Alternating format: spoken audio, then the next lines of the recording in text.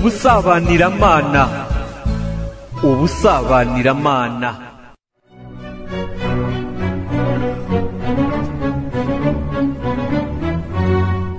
Ndabashuhuje kandi mbifurije ikaze inshuti bakunze b'ikiganiro ubusabaniramana. Ubusabaniramana ni ikiganiro dukurikiramo inama n'inyigisho za Mutagatifu Francisco wa Sales ku busabaniramana nyabwo no ku ibanga ryabwo.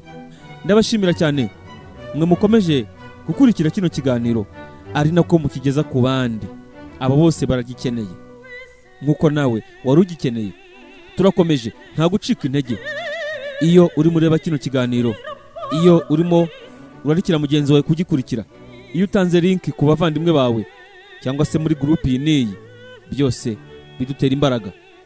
Uba uri ufatanya na Roho Mutagatifu kudukomeza mu murimo w'iyogeza butumwa. Ikiganiro ubusabaniramana, nge ndi Egide Nduwayezu.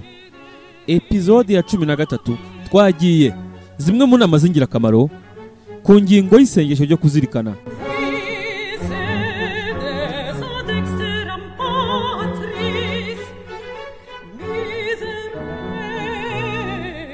Filoteya rero ni ngombwa ko nyuma yo kuzirikana wikomezamo imigambi n'amahitamo uzaba wakoze kugira ngo ubashe kubishyira rwose mu bikorwa muri uwo munsi.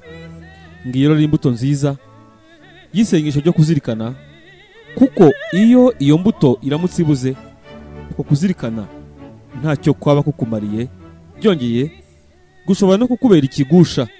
Ibyo biterwa nuko iyo migenzo myiza yazirikanyweho ariko ntishyirwe mu bikorwa, bitera umutima kwibeshya, tukibwira ko tumeze nk'uko twafashe umugambi wo kumera. Ibyo bikaba byashoboraga kuba byo iyo ya migambi yacu iza kubihamye, ariko kuko atari ko biba bimeze, usanga ya migambi ihindutse imfabusa ndetse ikaba yatugirira n'ingaruka mbi. Niyo mpamvu rero ari ngombwa kugerageza kuyishyira mu bikorwa, kandi umuntu agashakisha uburyo bwose bwabimugezaho, bwaba bworoheje cyangwa se ubuhanitse. Urugero, niba nafashe umugambi wo kwigorora n'abankoshereje nkoresheje ubugwaneza, uwo munsi nzashakisha uburyo bwose bwo guhura nabo mbaramutse n'umutima mwiza. Niba kandi guhura nabo bidashobotse, nzagerageza kubavuga neza mu biganiro kandi mbasabire ku Mana. Nyuma y'iryo sengesho rivuye ku mutima, uramenye ntugatere umutima wawe gucubangana kugira ngo utavaho umena umubavu wari warongeye muri iryo sengesho. Andashaka kuvuga ko biramutse bishobotse wagombye guceceka, maze nta mirita ukavana umutima wawe mu isengesho uwerekeza ku murimo ushinzwe. Ibyo ukabikora mu ituze, ugerageza kugumana mu mutima wawe bya bitekerezo n'ibyifuzo byiza ukesha kuzirikana. Umuntu wahabwa mu kibindi kimeneka ubusa inzoga nziza y'igiciro gihanitse ngo ayijyane iwe, yagenda yigengesereye atareba iruhande, aromboreje mu nzira imwe ngo atavaho atitara ku ibuye cyangwa se agatera intambwe nabi, ari nako acunga cya kibindi ngo kidahengama. Ni nk'uko rero wagombye kubigenza igihe urangije isengesho ryo kuzirikana.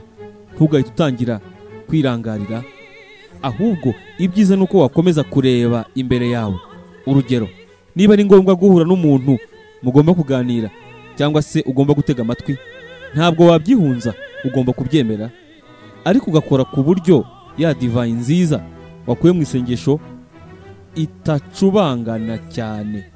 Ni na ngombwa ko wakwimenyereza kujya uva mu isengesho winjira mu bikorwa bitandukanye usabwa n'imirimo ushinzwe, nubwo ibyo bikorwa byaba bisa naho bitandukanye na bya byifuzo byiza wari wisakajemo mu isengesho. Anashaka kuvuga ko nk'uwunganira abandi mu nkiko, avoka, agomba kumenya uburyo ava mu isengesho yinjira mu rukiko. Umucuruzi nawe akamenya uko yinjira mu bucuruzi bwe, ndetse n'umugore akamenya uburyo yakwinjira mu nshingano n'imihibikano yose irebana n'urugo mu mutuzo no mu mahoro, kugira ngo roho ye itahungabanira, kuko byose ari ugushaka kw'Imana. Ni ngombwa kuva muri kimwe umuntu ajya mu kindi mu bwicishe bugufi no mu busabaniramana. Birashoboka ko nyuma yo kwitegura kwinjira mu isengesho umutima ushobora guhita utwarwa n'Imana. Ubwo rero muvandimwe Filoteya, ntuzawutangire, uzahite wirekurira icyo cyifuzo bitabaye ngombwa ko ukurikiza bwa buryo bwose naguhaye, kuko mu buryo busanzwe kuzirikana bigomba kubanziriza ibyifuzo n'imigambi. Nyamara Roho Mutagatifu abiguhaye mbere yo kuzirikana, ntugomba gukomeza gushakisha, kuko ubundi kuzirikana bikorwa kugira ngo twibyutsemo ibyifuzo byiza. Muri make rero, umutima wawe nuramuka usabwe n'ibyo byifuzo, ujye ubyakira haba mbere cyangwa nyuma yo kuzirikana. Erega nubwo nashyize ibyifuzo nyuma yo kuzirikana, nabikoreye gusa kugira ngo bitandukanye ibice by'isengesho, kuko ubundi hariho itegeko rusange ry'uko bibujijwe rwose gutambamira ibyifuzo byiza iyo bituzamutsemo. Ibyo kandi simbivugira gusa ku byifuzo byiza, ahubwo ni kimwe no ku bindi, nko gushimira, gutura, kimwe n'isengesho rishobora gukorwa hagati mu kuzirikana. Ibi byose ntibigomba gutangirwa, nubwo mu gusoza ari ngombwa kubisubiramo. Naho ku byerekeranye n'imigambi, yo igomba gufatwa nyuma y'ibyifuzo, mbese mu mpera zo kuzirikana kandi imbere yo gusoza, kuko yo ibirebana n'ibintu byihariye kandi tubamo, ishobora rero kutugusha mu mutego wo kurangara turamutse dushatse kuyifata hagati y'ibyifuzo byiza bituzamutsemo. Hagati muri ibyo byifuzo n'imigambi, ni byiza kunyuzamo ibiganiro, byaba kuganira na Nyagasani Yezu, abamarayika, abantu bagaragara mu mayobera tuzirikanaho, abatagatifu, nawe ubwawe n'umutima wawe, abanyabyaha ndetse n'ibiremwa bidafite ubuzima, nk'uko Dawudi yabigenzaga muri za zaburi ze, cyangwa se abandi batagatifu mu gihe cyo kuzirikana no mu masengesho yabo. Ibyerekeye ubwumirane buza mu isengesho ryo kuzirikana,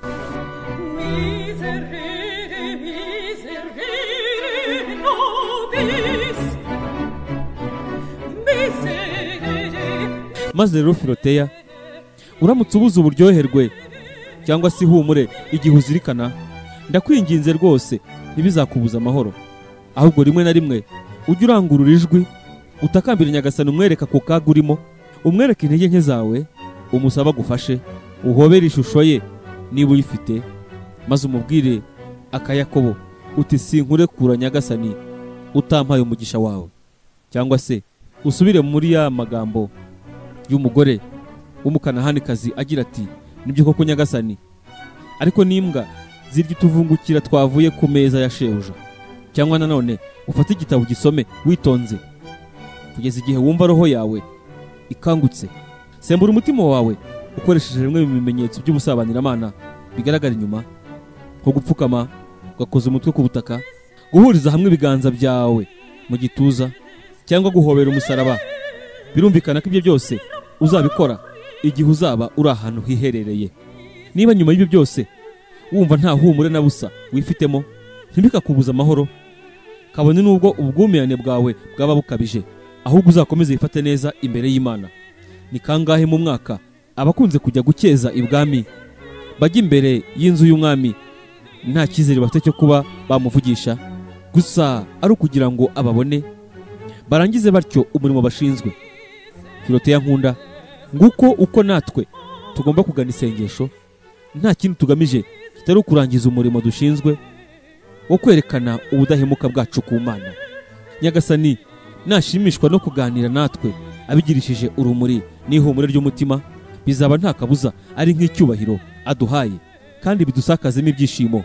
Ariko naramuka ataduhaye iyo nema, akaturekeraho ntatuvugishe, akadufata nk'aho atatubona cyangwa se tutari imbere ye, ntabwo twakagombye kwigendera, ahubwo twagombye kuguma imbere y'ubwiza bwe, twifashe neza kandi twitonze, ubundi tukituriza. Nta kabuza Imana izanyurwa no kwihangana kwacu, kandi inabona umuhate no kutarambirwa byacu, ku buryo ikindi gihe nitwongera kuyigaruka imbere izatuganiriza ikoresheje ibihozo itanga, inatwereka ubwiza bw'isengesho. Kandi nubwo itabikora, Filoteya we, tugomba kubona ko kuba imbere y'uruhanga rw'Imana ari icyubahiro kirenze icyo twakagombye guhabwa. Umwitozo wa mu gitondo.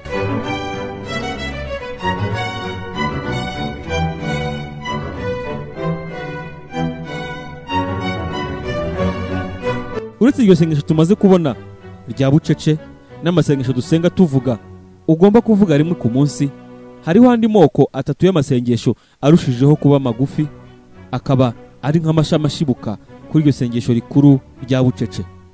Irya mbere rikorwa mu gitondo, rikaba ari nk'umwiteguro rusange w'imirimo yose iri bukorwe muri uwo munsi. Dore rero uko ugomba kubigenza. Ugomba gushimira Imana no kuyiramya ubikuye ku mutima, kubera ko yakurinze mu ijoro ryakeye. Niba hari icyaha wakoze muri iryo joro, ukayisaba imbabazi, ugomba kumva ko uwo munsi Imana iwuguhaye ngo utegure ubugingo bw'iteka. Ugafata rero icyemezo gihamye cyo kuwukoresha ari cyo ugamije.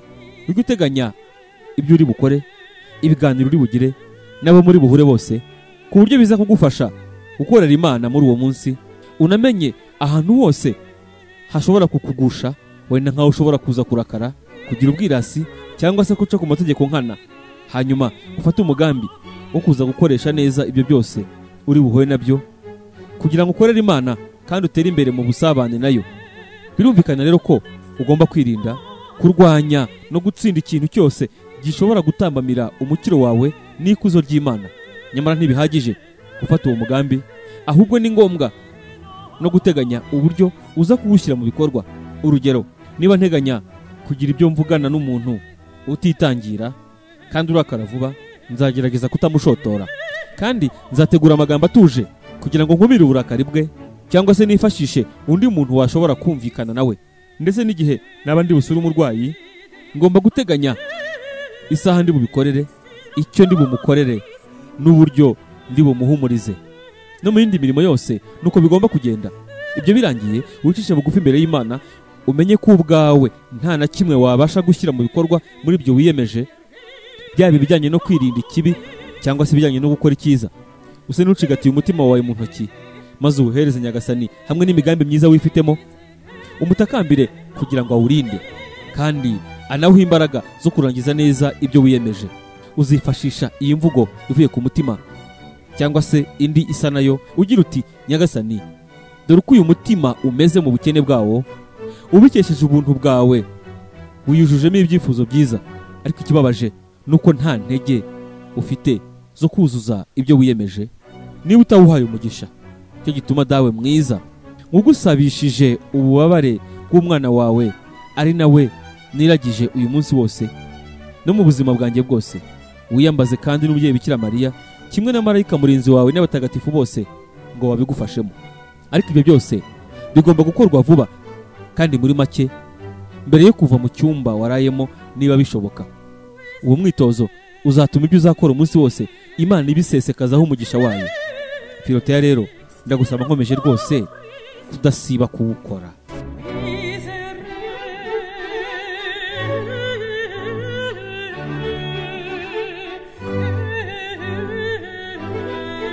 Ikiganiro Ubusabanyiramana episode ya 13 tugeze ku musozo. Ndagushimiye cyane mbikuye ku mutima wowe ukurikiye iki kiganiro. Inyigisho nziza ya Mutagatifu Francisco wa Sale umaze kumva, ishyire mu bikorwa guhera aka kanya. Uyu mutagatifu kandi tumwiyambaze, aduherekeze muri Ubusabanyiramana arimo atwigisha. Sangiza abandi iki kiganiro, aya magambo y'ihumure n'izi nama zitugere ku mutima. Wakoze cyane. Gendi Egide Nduwayezu, ni ikiganiro Ubusabanyiramana.